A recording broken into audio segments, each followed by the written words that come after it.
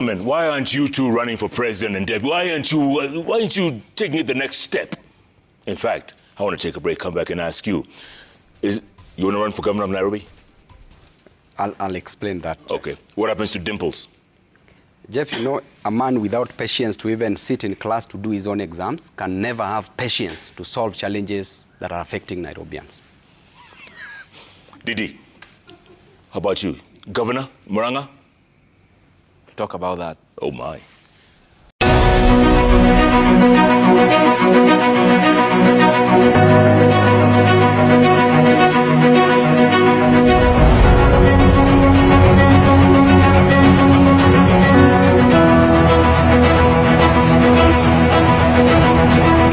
Welcome back, ladies and gentlemen, and thank you very much, guys, for your greatest support.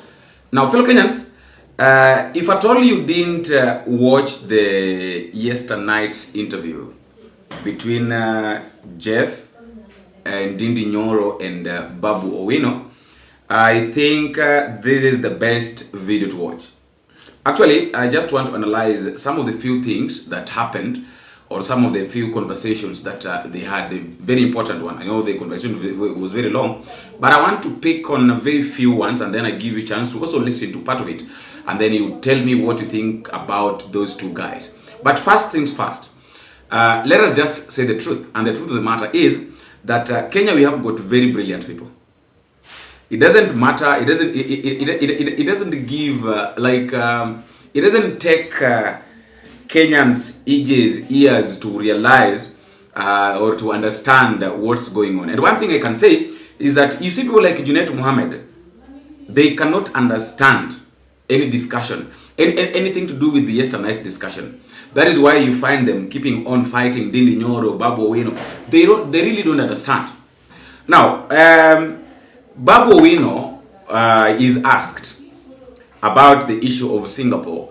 And he's saying that, you know, we were supposed to go to Canaan, but then being that Babu is not around, now we've been diverted to go to Singapore. And of course, we all know that we can't go to Singapore.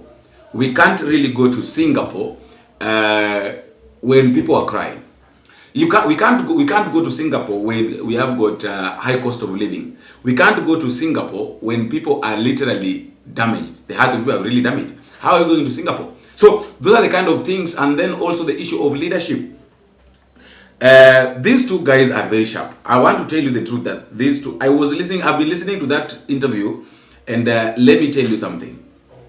That those, you see those two people, suppose these guys decide that they want to vie for top seat positions.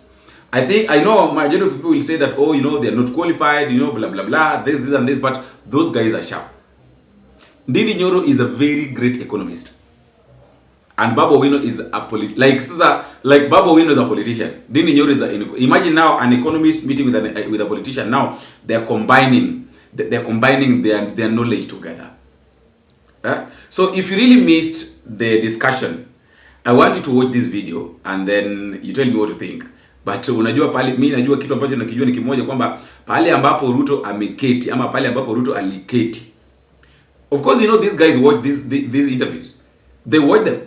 In fact, now, this interview of Nyoro and Babu Owino drove the attention of people, drove people's attention. So that is why unakuja unapata kwamba a lot of people are talking about it, and a lot of people will talk about it, because almost everybody watched it. So masana the leaders watched it. So I want you to watch this, and then you tell me what you think at the comment section. Jeff,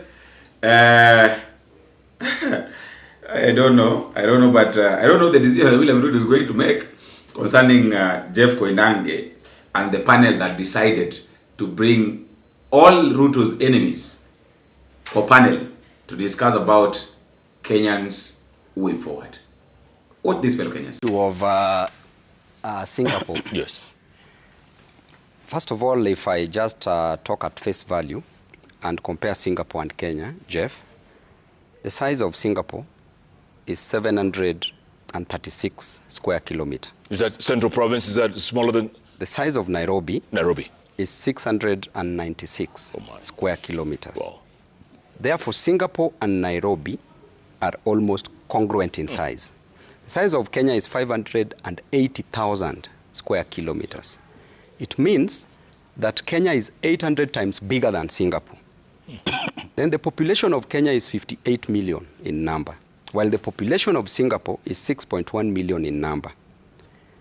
The GDP right now of Singapore is close to around 4.6% today. And the GDP of Kenya is approximately around between that 4 and 5%. Therefore, it means that how else will the 58 million Kenyans fit in Singapore, which is a smaller country in terms of size? Jeff, there is no need of the state, of the government, of the president talking about Singapore if we have a blueprint in Kenya. For 40 years when KANU was ruling this nation, by 2002, we had an economic growth rate. Actually, I'm talking about the economic growth rate, not the GDP. Of Singapore is 4.6, and of Kenya is around 5%. The economic growth rate of Kenya as at 2002 was at 2%. Then when Kibaki took over, the economic growth rate shot to 7%. 7.1, I remember. Yes. 7%. Yes. Then, in 2008, Kibaki came up with a blueprint and called it the Vision 2030. We don't need to go to Singapore. I want us to focus here. The Vision 2030, having come up, the projection was that by the year 2013, it ought to have had a two-digit number, which was approximately 10%. And by the year 2030, it ought to have maintained that 10% and even more. With the blueprint that we have, we had 3 pillars. The economic pillar, that was comprising of tourism, that we were to market our nation, and we were to come up with proper infrastructure and proper hotel industry to attract tourism in our nation. Yep.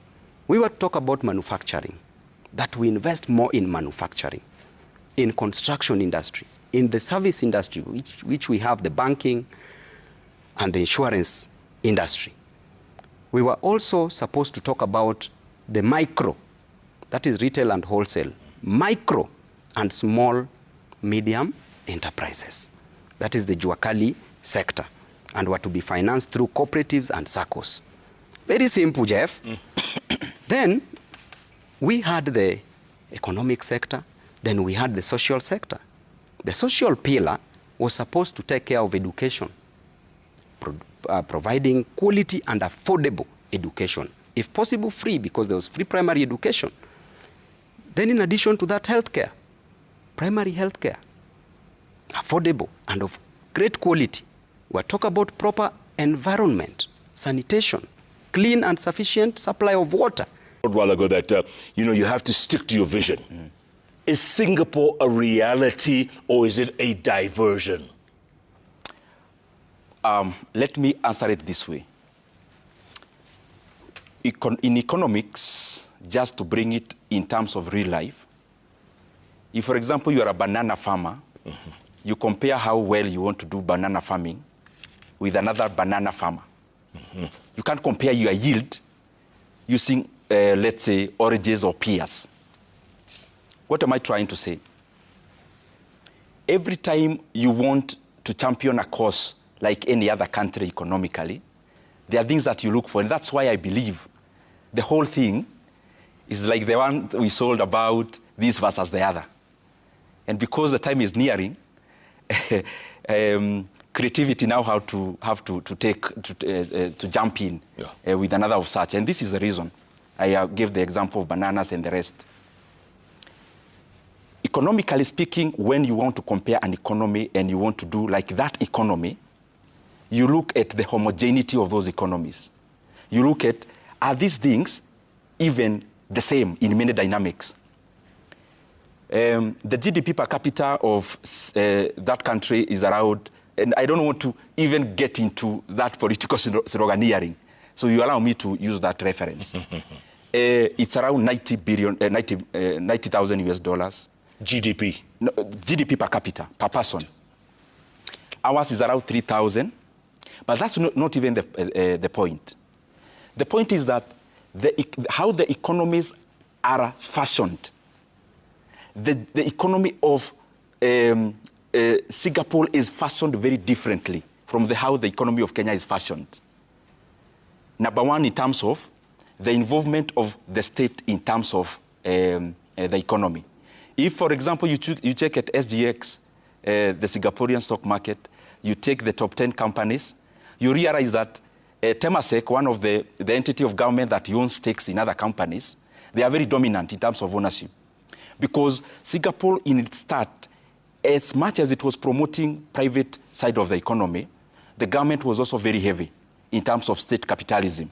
Mm-hmm. So the economy actually that is very close to what Kenya should be, if we actually mean to emulate a country, it is actually South Korea. Because if you look at the size of that country you mentioned vis-a-vis Kenya, totally off. Even a county in Kenya is bigger in terms of geographical size, population-wise, and the same. If you compare the same with a country, for example, South Korea, more or less, our ideals economically bled more with South Korea. Our population is in the 50 millions. South Korea is in the 50 millions. Our country, our aspiration is to promote private sector-driven capitalism. And that is why we keep on divesting from government stakes. If you look at South Korea, that is what it advanced, and especially from the rule of General Park, where the economy was so involved in growing private enterprise that they had to create a cadre of companies called chaebols. You see, for example, my phone, here Samsung, LG, Hyundai, those are brands from South Korea. Yeah. But they were created by a deliberate government policy. Why? Because they wanted these companies, which would become behemoths, to be the pinnacle of the supply chain of supporting SMEs in South Korea, etc., etc., etc. That's point number one on how the economies are organized. There is something very important also that Kenya has to give critical thinking on. It's something called FDI. If you look at the Asian tigers in generality, because our aspiration is to grow Kenya, you realize that majority of the economies, including China, they don't just grow using internal resources. Most of these companies actually grow using other people's money. If you just try to think about any company, for example, in Singapore, take, for example, DBS Bank, Keppel. If you go to South Korea, you take others. You go to China, take any BYD. You realize there is, in all those, what I'm trying to make, because I'm trying to just jump into the point because of time. If you check in all those companies, and many others I've not mentioned, you see something very peculiar. For BYD to be BYD that we know, they actually grew on American money. At some point, Berkshire Hathaway was an investor. If you check Alibaba, there was foreign money. But now when you come to Kenya, and especially policy making, and I've been there, I have seen it. I'm speaking from experience, given my other chairmanship budget. Yes. Yes. Many times we confuse FDI and remittances. We want to sell a story to Kenyans about money that is coming to Kenya, and especially from Kenyans who are working abroad. Yeah. Remittances are consumerism-driven. FDI is investment-driven. The other point, I'm just trying to give a highlight. You look at Kenya, and you look at the countries we want to emulate, you want to look at the dynamism of those economies, and you realize ours is very haphazard. If you look, for example, at Japan that started to grow around Asia, they started with having labor-intensive industries. And there was a reason. Because you mop up unemployment, you solve a social problem, but you also give people a chance to be a resource. And then you upgrade. You go to a skill-intensive kind of industrial economy. Then you go to capital-intensive. And then you go to technology-driven. Why am I giving all these issues around here? The economy must know where it is, so that the policies, even if you may reprog and go to the others, technology, etc., you have to start at the base and first stick there until you then graduate and go to the next. And I'm not saying you keep off growing on the rest. in terms of skill and technology and capital intensive. I'm saying that we must be deliberate on creating labor-intensive industries, because this is an economic issue in terms of solution, but it's also a social one. The other point, as I go to the finish, I'll just give a few. For us to become like those countries, none of them grew on the basis of patronage. The biggest problem we have in our country now is patronage. Patronage is where we mix power and economy. Is it a coincidence in Kenya that when one is bequeathed with a big position, they automatically become the best entrepreneurs in Kenya, that they become also captains of the industries in terms of ownership? The other point, which we have to be very clear on, is governance and corruption. Yeah. Singapore, in the year 1980s, they had a program around housing. And the Minister for Housing took some money from somebody. And he was being searched by the equivalent of EACC. And because Lee Kuan Yew was his friend, he decided to call him. Hey, my friend, I'm in this kind of problem. Can I come see you? Can I come see you, yes. Lee Kuan Yew told him, malizana na EACC, mimi siendi pahali utaniona. Utaniona tu. The guy committed suicide. What am I trying to say? Jeff, and I'm talking this because I know for sure it is important. We have to root the diversion that happens around taking public resources and benefiting from policies when especially we are in governance. Because corruption is not just about kitu kidogo. The biggest level of corruption is the one that distorts economic incentives. Yeah. This is what I mean. In not just Kenya, most of the countries in the global south, you realize as a young man, if I just gain power, I get money in between. If you go to those countries, there is a clear demarcation. So what happens? Even the person who should be an entrepreneur, the biggest resource in entrepreneurship becomes power. Yeah. And that is not how an economy can grow to the level we want to go into. The very last one is human capital development.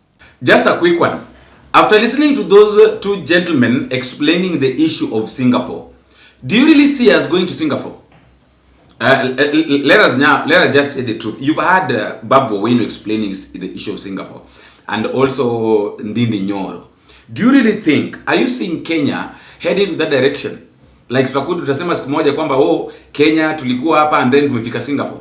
You had so well, and I think when this issue of Singapore came up, I explained it so well that the population of Singapore, when you try to compare the population of Singapore and the population of Kenya, Kenya is way much the popularity of Kenya is way much bigger than the issue of Singapore. Singapore, the size of Singapore is 800 times the size of Kenya. So tell me, how do you compare Singapore and Kenya? How? Literally speaking, how do you want to push Kenya to be like Singapore? The industries, the industries, everything. Simply because, is it because imejengwa, so you want to assume that Kenya pia inazijengeka like Singapore? Where would you take, how would you manage to build the Usha? Because you know, when we talk about Kenya, we talk about building Kenya, lazima uende Murang'a, lazima uende huko Tharaka-Nithi, lazima uende huko Mbeere North, lazima uingie kila kona, lazima ijengeke. It is not like you want unataka kujenga tu capital city peke yake. No. You have to touch all parts of the country. Uende kule Turkana, uende kule, in fact, northeastern. Lazima ijengeke, lazima ikuwe na maji, lazima ikuwe na stima, lazima ikuwe na everything. How long will it take to do that? Before we talk about the Singapore, Kenya turning to Singapore. Anyway, let's listen to the next part. I think this is now the part that we're going to end on, the issue of kuvurutana pale na viongozi wa vyama vyao, and they're explaining it so well. Listen to them. Real quick, Luo Kingpin ship. Real quick. Jeff, if I want to talk about that, first of all, I want to take this opportunity to thank the great people of Nyanza region for having that trust. You saw the numbers. And numbers never lie. Numbers spoke. And that is why some of our party officials are so scared, because they've seen the numbers. Jeff, we were at 33%, followed by my father, Dr. Oburu Odinga, at 10%, Gladys Wanga at 7%, and the rest at 1%, the likes of Mbadi and Wandais at 1%, and Raymond Omolo 0.something%. Jeff, that tells you clearly. But leave the Luo kingpin aside. I want to be a national kingpin, a Kenyan kingpin. That is the most important thing, Jeff, because we want to transform lives for Kenyans, irrespective of where they come from. A Luo in Kisumu experiences the same challenges as a Kikuyu in Kiharu constituency, as a Somali in Garissa, and every other place. Kenyans experience the same challenges. The challenges of corruption, challenges of unemployment, challenges of... Disappointed. Okay, Babu, same thing with you in ODM. You know, you seem to be very close to... You're Baba's boy. Baba, there's never an occasion where you got up and didn't praise Baba to no end. And yet, you're still outside the tent, man. You know, what's up? Jeff, I must tell you that deep down my heart, I loved Baba and I still love Baba. Actually, Baba, there's no any other leader in this country that I will love the way I loved Baba. We suffered together. We campaigned together. I went to 280 constituencies out of 290 constituencies because of Baba. I was the first person to have been abducted in this government, and they disappeared with me for 3 good days because of the love that I had for Baba. We were beaten at Soi, the chopper that was stoned. We were almost dying in that chopper because of my love for Baba. I was doing mobilization for Baba in Nairobi. So I was Baba's boy, I was Baba's right-hand man, I was Baba's errand boy. And that is the love that I had for Baba. And Jeff, our Baba, passed on, quite unfortunate. It was a sudden death that we are still mourning up to date. And Jeff, because of that, the general is dead. Long live the general, but the dream is still alive. The fact that the general is dead, Jeff, then we need to ask ourselves a simple question in ODM, that what kind of a general do we need to take after Baba? Do we need the weakest general, or do we need the strongest general, or do we need a parachuted general? Our Moses is gone, and when Moses was leaving, he left at Mount Nebo, then handed over to Joshua. The next question we must ask ourselves, Jeff, is that, do we need a Joshua who is Moses' age mate, or who is older than Moses, or a Joshua who is younger than Moses? The answer is simple, Jeff. We need a Joshua who is younger than Moses, a Joshua with the vim, with the vigor, with the courage, with the temerity to take the people that Baba left to Canaan, because we've already seen Canaan. And I will come back and talk about Canaan versus Singapore, because Baba left us telling us to go to Canaan. Now we are being diverted to go to Singapore. The distance between Singapore and Canaan is 7,800 kilometers. People keep on saying that they dreamt, that Baba sent them a dream. And Baba, we've not even been told by our great mom, Mama Ida Odinga, that Baba has sent him a dream, sent her a dream, sorry. But people are saying the way they've dreamt 7, 8 times about Baba, what Baba said. But why can't they say that Baba told us to go to Canaan and not to Singapore? I want to tell you one thing, Jeff, that in the book of Joel, 2 verses 28, the Bible says clearly that old men will dream dreams, but young men will see the vision. That means that for you to dream dreams, you must be asleep. You must be at comfort zone. You must be at rest. Therefore, our old men are now at comfort zone and at rest. They are at rest because of the wars that they've fought and brought it this far. They are at rest because of the sweat, the toil, and the moil. Because they fought for this nation. And it is time for them to hand over the baton to the young generation who are seeing the next future, who are seeing the generation, who are seeing for the next generation, who are seeing the future. That those young people will change this nation, will ensure that the high cost of living goes down, will ensure that overtaxation is no longer there in this nation, will ensure that employment is given to our young men and women, will ensure that quality education and affordable is given to our children, equal to healthcare.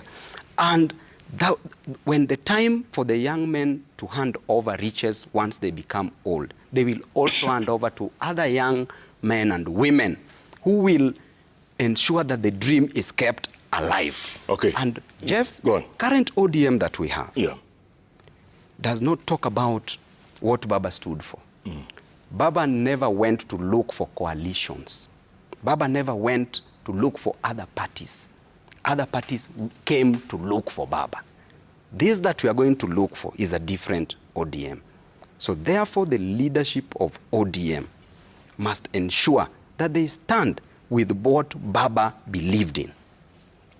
And you feel they're a little twisted, a little... what I will tell you, off course kidogo. They are off course. That leadership, they don't like the young people. And I want to tell you, again, in the book of 1 Timothy 4, verses 12, says clearly that do not allow yourself to be despised because you are a youth. Yeah. But show, by good example, by love, show the good work that you can do. Didi, what are your plans? What's your ambition? Is Moranga too small for you? You want to go the whole hog? It's not small, neither the job I have is either not small, because many people look for the positions we occupy. We are privileged to have that opportunity. Even when I vied to be MP for Kiharu, especially in my first term, we were a lineup of many qualified Kenyans. And I am glad that I got that opportunity. So it's a big job, and I am very, very privileged and grateful to have it. And in generality, Jeff, what I can say, and especially because I know there are many young, youthful politicians who are watching us, and those who would want to venture into politics. Just to share my opinion out of experience, I have seen that in Kenya, we have a very high supply of aspirants of whatever position, which is good. I mean, that is democracy. But we have a lot of work to do in having leaders in waiting. I want you to have those two definitions, and especially those who are watching, especially those who want to venture into politics. I have been involved in even the national campaign, as you know. Yes. I have been involved in my own campaign, being elected. And I have come to observe that many times we are very obsessed with wanting to gain power. And therefore we put in all our resources in capturing power. And power is important because you can't bring about change when you don't have the instruments of power. But I've seen, and especially given this campaign that we did, you can easily get elected, but probably you are not prepared from day one. So when you get elected in whichever position, MP, president, governor, and you had not actually figured out, and you are not a leader in waiting in terms of you already understood the job, you prepared for it, what ends up happening is that a lot of time is spent doing nothing because the leader is being capacitated, first of all, in terms of learning. Yeah. Let me bring this home because I want to do it with as much respect as possible to everyone. When President Kibaki took over, you could tell the man was prepared. He was prepared because he was around and he had reserved time to also know what Kenya needs. So that's why immediately he was sworn in, within 100 days, we had free basic education. So if you realize now the same, you put it in this economy now, you realize we have spent so much time learning in the job. So when you spend so much time learning in the job, then you ask yourself as a leader, to whose advantage is that?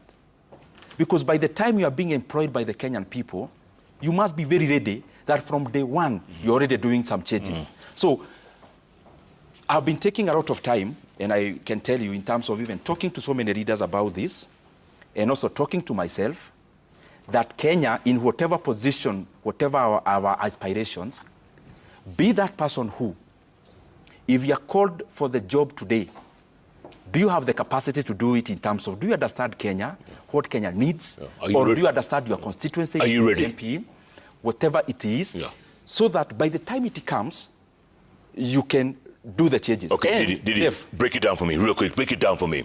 Governor Maranga? I'm looking for better words and an answer that is not a political answer. Go on. The way I run my politics, Jeff, because all of us have their own arena. Give me a quick answer.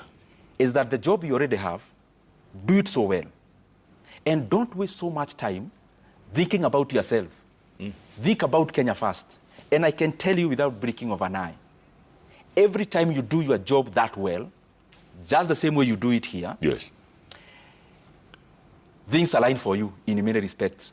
So as it is now, and I'm not giving you a political answer, that is from my heart. I do my job as MP for Kiharu the best way I can. Okay. I offer alternative, even for the national leadership in terms of policies, like the one I've done for What party? What party? Party? What party would you run? Hey, Jeff, it is too early. Oh, man. We are 15 months to elections. 17. I counted it today. 17, eh? Yeah, August, yeah. And I'm sure this bench will still be around. We'll be smoking. In terms of, it's not even the right strategy to think about that now. Well, Babu wants to be governor of Nairobi. We all know this. Ask Dimples. Exactly the point. Not, Everybody.